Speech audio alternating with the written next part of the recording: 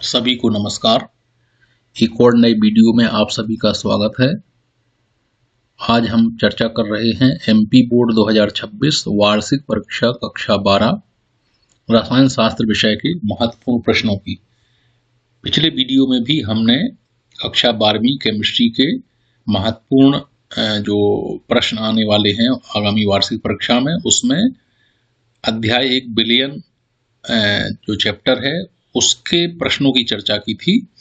तो इस वीडियो में हम जो अध्याय 2 है, जिसको विद्युत रसायन या इलेक्ट्रोकेमिस्ट्री कहते हैं, इस चैप्टर के जो महत्वपूर्ण प्रश्न हैं वो कौन से ऐसे प्रश्न हैं जिन्हें वार्षिक परीक्षा में पूछा जा सकता है, तो इसकी हम डिटेल में इस वीडियो में चर्चा करेंगे। जैसा कि आपको हमने पिछले वीडियो में भी बताया था कि अब कक्षा 12वीं का केमिस्ट्री विषय का सिलेबस कम कर दिया गया है। केवल 10 चैप्टर हैं। विलयन, विद्युत रसायन, रासायनिक बलगतिकी, टी एवं एब्लॉक के तत्व, उपसय संयोजक यौगिक, हेलो एल्केन तथा हेलो एरीन, अध्याय 7 एल्कोहल, फिनोल एवं ईथर, अध्याय 8 एल्डिहाइड, कीटोन एवं कार्बोक्सिलिक अम्ल, अध्याय 9 एमीन, अध्याय 10 जैव अणु। तो केवल 10 चैप्टर हैं। और हमने जैसा कि पिछले वीडियो में भी चर्चा की थी कि केमिस्ट्री का प्रश्न पत्र 70 अंक का आता है। 70 अंक यदि 10 चैप्टरों में डिवाइड करें तो 7 अंक का लगभग एक चैप्टर बनता है, और एक चैप्टर से लगभग 4 से 5 प्रश्न आने ही आने हैं, क्योंकि ऑप्शनल रहता है, लिहाजा प्रश्नों की संख्या बढ़ जाती है। हमने पिछले वीडियो में यह भी चर्चा की थी कि कोरोना के पहले मीन्स 2022 या उससे पहले जो केमिस्ट्री का सिलेबस था वो ज़्यादा था, 16 चैप्टर थे, अब 10 रह गए। तो आपको बड़ी सहूलियत है, आप बहुत अच्छे नंबर ला सकते हैं, अच्छा स्कोर कर सकते हैं। तो पहले जो चैप्टर थे 16 वो कौन कौन से थे, जिनमें हमने पिछले वीडियो में भी चर्चा की थी, वो आगे भी मैं आपको बताता रहूँगा। ये इसलिए क्योंकि आपका एक माइंड सेट रहे भी कि यार पहले सिलेबस कितना ज़्यादा था, और ज़्यादा सिलेबस होने के बाद भी बच्चे उस समय भी अच्छा स्कोर करते थे। अब तो केवल 10 चैप्टर बचे, तो जो चैप्टर हटा दिए गए हैं उनमें ठोस अवस्था, जो आप रेड कलर से देख रहे हो, उनमें ठोस अवस्था के अलावा पृष्ठ रसायन के अलावा तत्वों के निष्कर्षण के सिद्धांत एवं प्रक्रम, पी ब्लॉक के तत्व, बहुलक और दैनिक जीवन में रसायन को हटा दिया गया है। तो इस वीडियो में हम चर्चा करने जा रहे हैं विद्युत रसायन या इलेक्ट्रोकेमिस्ट्री के जो महत्वपूर्ण प्रश्न हैं, जो जिन्हें 2026 में पूछा जा सकता है। इस सिलेबस को मैं बार बार इसलिए दोहरा रहा हूँ कि केमिस्ट्री में जो शब्दावली है, शब्द हैं, जितने अच्छे से आपको पकड़ में रहेंगे, क्योंकि हर चैप्टर का जो नाम है उस चैप्टर से उस नाम का भी एक प्रश्न बन सकता है या बनता ही है। जैसे मान लीजिए विलयन है तो विलयन क्या है, विद्युत रसायन तो विद्युत रसायन किसे कहते हैं, इलेक्ट्रोकेमिस्ट्री क्या है। आगे चर्चा करेंगे रासायनिक बलगतिकी, तो रासायनिक बलगतिकी क्या है। डी वाई ब्लॉक के तत्व चैप्टर का नाम है, तो प्रश्न बन जाएगा डी वाई ब्लॉक के तत्व क्या होते हैं।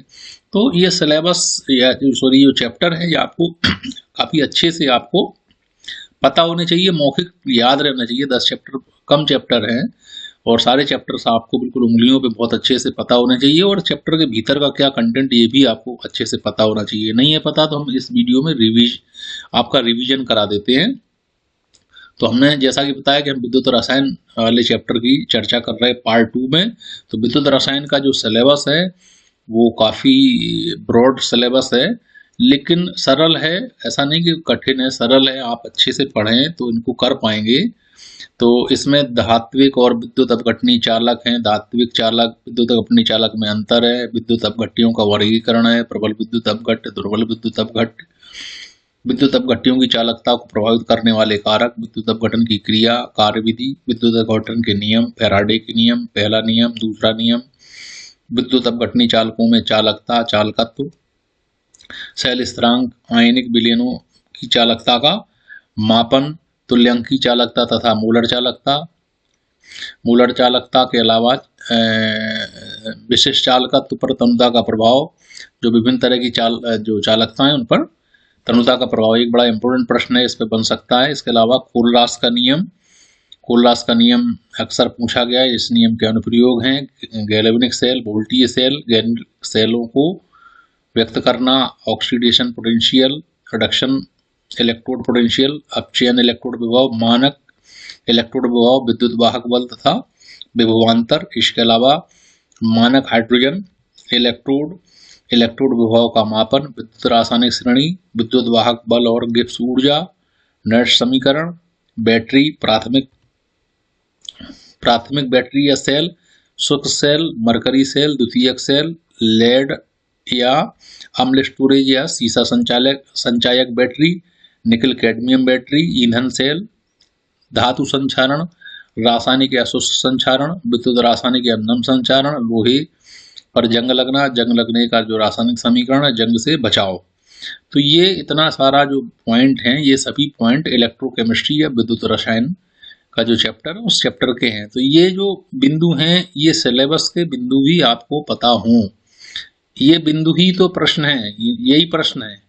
जो भी बिंदु आप देख रहे हैं, मानक हाइड्रोजन इलेक्ट्रोड, तो प्रश्न बन जाएगा भैया मानक हाइड्रोजन इलेक्ट्रोड क्या है, इलेक्ट्रोड विभव का मापन कैसे करते हैं, गिब्स ऊर्जा क्या है, विद्युत रासायनिक श्रेणी क्या है, प्राथमिक बैटरी या सेल क्या है, शुष्क सेल क्या है।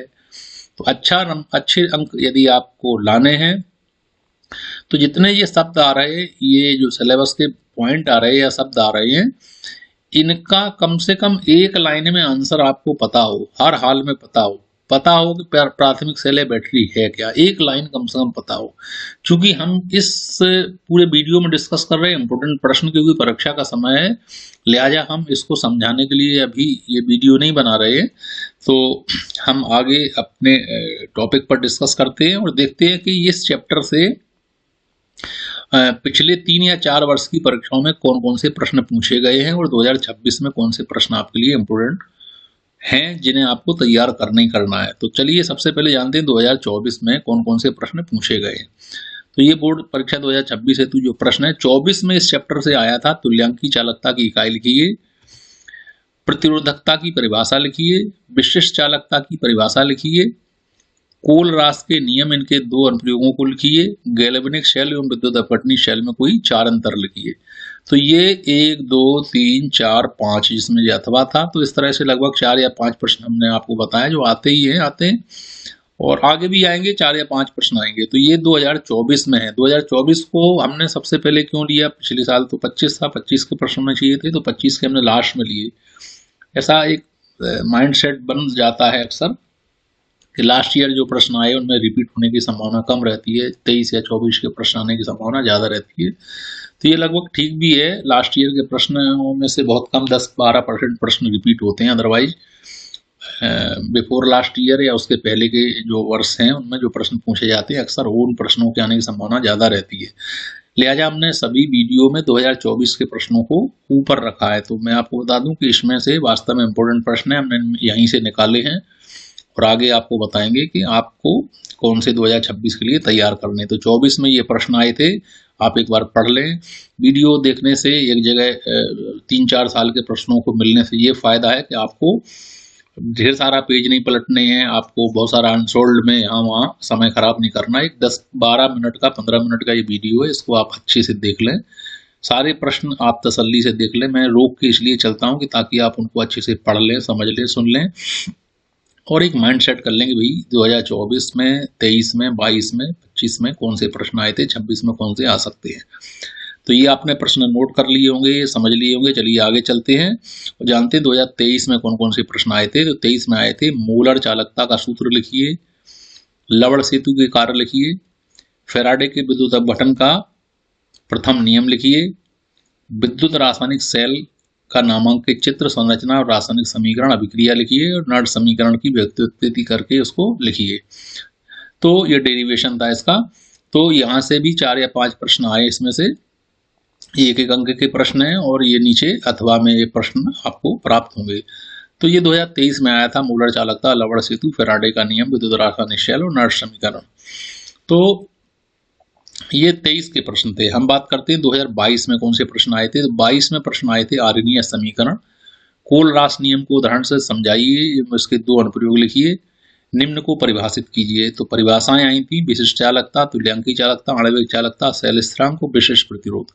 आपको बता दूं इन प्रश्नों को आपको बड़े अच्छे से तैयार कर लेना। ये 2022 में जो प्रश्न आए थे ये बड़े इंपॉर्टेंट हैं और इन प्रश्नों में से कुछ प्रश्न निश्चित तौर पर आपको 2026 में मिलना ही मिलना है, कोई डाउट नहीं है। इन प्रश्नों में से बहुत से प्रश्न आपको 2026 की अभी फरवरी में जो परीक्षाएं उनमें आपको प्रश्न मिलेंगे। तो आगे हमने 26 के लिखे हैं प्रश्न, पहले 25 के प्रश्न देख लेते हैं। तो 2025 में जो प्रश्न आए थे इलेक्ट्रोकेमिस्ट्री से, मीन्स अध्याय 2 से, उनमें सेल विभव एवं एनोड के इलेक्ट्रोड विभवों का योग होता है। तो ये एक अंक के क्वेश्चन थे। अतिचालकता की चालकता का मान लिखिए। तो देखिए कितना इंटरेस्टिंग प्रश्न है। चालक की चालकता का मान लिखिए। जो अतिचालक होते हैं उनकी कंडक्टिविटी कितनी होती है। तो संचारण की परिभाषा लिखिए। फैराडे की विद्युत अपघटन का प्रथम नियम लिखिए। इसके अलावा 2 न्यूमेरिकल प्रश्न हैं। ये प्रश्न भी इसी अध्याय या इसी चैप्टर से पूछे गए, जिसमें एक में कॉपर का कैथोड पर निक्षेपित कॉपर का द्रव्यमान का परिकलन, जो कि फैराडे के नियम पर आधारित था।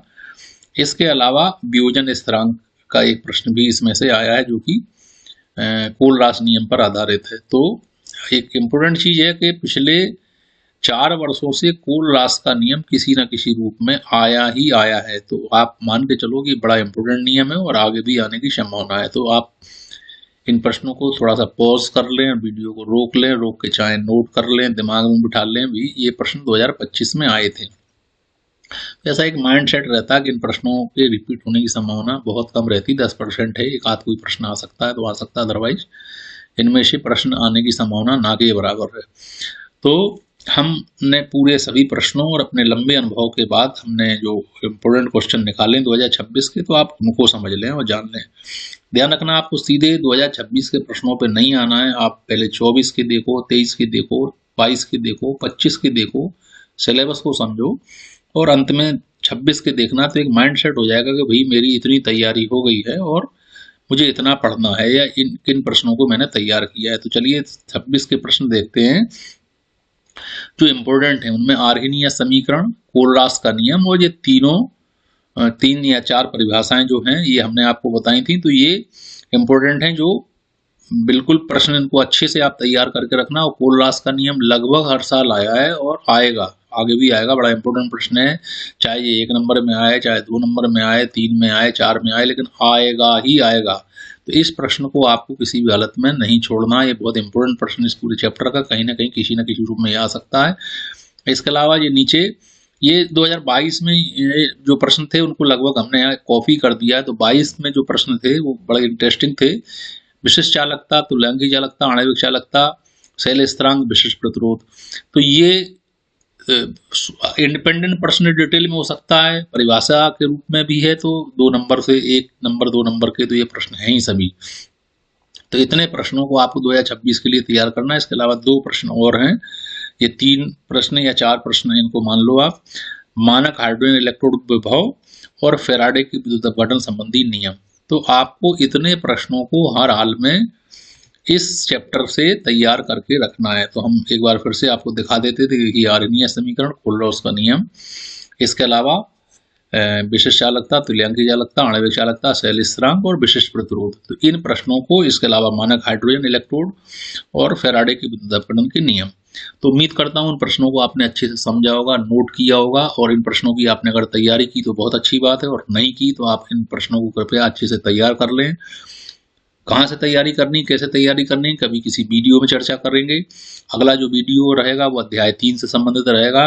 तो पहले अध्याय 2 के इन प्रश्नों को नोट कर लें। अध्याय 1 के प्रश्न के लिए आप हमारे यूट्यूब चैनल पर जा सकते हैं, जिसका नाम है 9 से 12, कक्षा 9 से 12। ये आप रेड कलर पर लोगो देख रहे हैं। नया चैनल है, अनुभव बहुत है, वीडियो नहीं बनाए हमने, लेकिन अब लगा के नए स्टूडेंट के लिए बनाना चाहिए, तो आप इसको बना सकते हैं। कुछ वेबसाइट हैं, पिछली बार भी हमने आपको शेयर की थी, आगे भी हम शेयर करेंगे कि mpboardstudy.com, vocationaleducation.in। ये एमपी में बड़ी पॉपुलर वेबसाइट है, लोकप्रिय वेबसाइट्स हैं। इनका स्टडी मटेरियल स्टूडेंट के अकॉर्डिंग है, लिहाजा आप यहाँ से अपनी तैयारी को पढ़ सकते हैं, देख सकते हैं। नोट्स, स्टडी मटेरियल इन पर काफ़ी अवेलेबल है। तो धन्यवाद, आपने इस पूरे वीडियो को अच्छे से देखा और समझा। आप कमेंट जरूर करें, आपको कोई नया वीडियो चाहिए, किसी अन्य विषय पर चाहिए। अन्य विषय का हालांकि मैं उपलब्ध कराऊंगा, चाहे इतिहास हो, भूगोल हो, पॉलिटिकल साइंस हो, हिंदी हो, इंग्लिश हो। शीघ्र आपको बहुत सारे वीडियो इस कक्षा 9 से 12 चैनल पर मिलेंगे। और मैं आपको बता दूं, कक्षा 12वीं के अलावा इसमें 9वीं, 10वीं और 11वीं के वीडियो भी आगामी समय में आपको प्राप्त होंगे। यदि आपका रिस्पॉन्स अच्छा रहा, आपने वीडियो को अच्छे से शेयर किया, लाइक किया, फॉलोअर्स की संख्या बढ़ती है, यदि देखने वालों की संख्या बढ़ती है तो निश्चित तौर पर हम और अच्छे और अनुभवी टीचर्स से एक्सपीरियंस्ड वीडियो आपके लिए जरूर लेके आएंगे।